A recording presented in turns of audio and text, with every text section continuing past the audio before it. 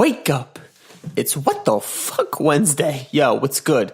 I'm going to try to go over a little bit of chapter 2 today from my book, Living in Flow by Sky Nelson Isaacs. There's a lot to go through in the whole chapter, so I'm just going to stick to sort of the beginning of it. So the name of the chapter is Expect Synchronicity and Feel Flow. So the reason I'm going over this book is because Still Spinning Podcast, the world is still rotating in this little soup we call the universe. And I just like to raise my awareness, improve my life by doing so, because I believe the more awareness I have, the more I can enjoy everything and the more experiences I can have. And I'm having fun. All right, so I want to help you guys do the same. So one thing he says right here is the most important message this book holds can be summed up in one word: feel. So it's about your emotions, what you're feeling.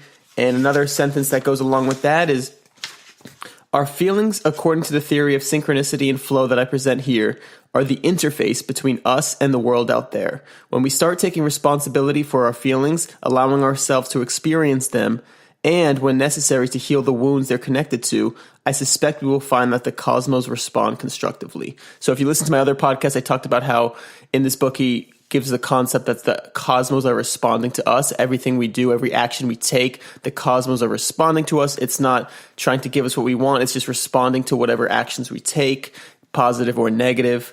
And so this goes hand in hand with that. And I really like that thought of your feelings. You got to get clear with your feelings. It's kind of more of a different way of the way I talk about finding your core values so you can find out what your purpose is. Okay, so now this is the other section. He talks about objective meaning and subjective meaning. So there's meaning to all your actions and meaning to all your experiences, but there's objective meaning and subjective meaning.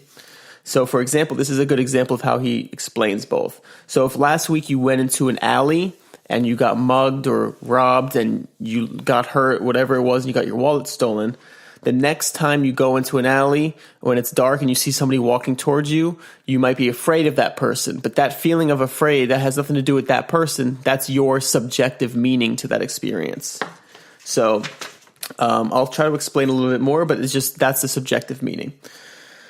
And he gives an example, a whole story, and he says, in this framework, the objective meaning of our action has to do with what types of qualitative experiences our actions lead toward. So that's the objective meaning. I know I'm just kind of reading, but it'll make a little bit more sense. So the objective meaning of my actions is generated by their consequences, regardless of my conscious intent.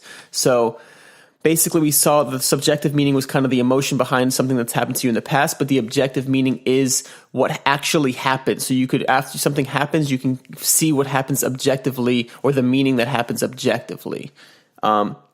And in this case, identifying the objective meaning of my action required understanding not only of the physical circumstances, but the emotional and physiological circumstances as well. So it still involves your emotions, but it's about being aware and objective of what those emotions will cause. So this is the last line of today's little message, and I really like this because it kind of sums up both, and it's something that I want to remember every day when I go out into the day. The trick to aligning with flow and synchronicity is to be able to identify the objective meaning of our actions and then make adjustments to align with our conscious intent. So if you're able to be clear with your emotions and how you feel and what the objective meaning of what the consequences could be from your actions, and they align with who you are and what you want to achieve, it'll help you get into synchronicity and flow. And I barely understand it. I'm still reading this book. I'm actually way further down the line, but I'm trying to get these little pieces out to you as I learn them. So it's a great book. I'm actually talking to Sky, the author of this book, on Instagram and on email. So I might have him on my podcast. I would love to know if you guys are interested in hearing from him. He was on another podcast that I listened to him, and it was just so fascinating to hear him talk. I have a lot of questions for him. So it's just, I'm reaching out. I'm taking that bold action I talked about in another podcast where I put me on that branch to hopefully get an outcome I want. So that would be really awesome. Stay tuned. I also just finished my life coach course. I am now certified. Let's go. Anyway, have a great day. Let's go.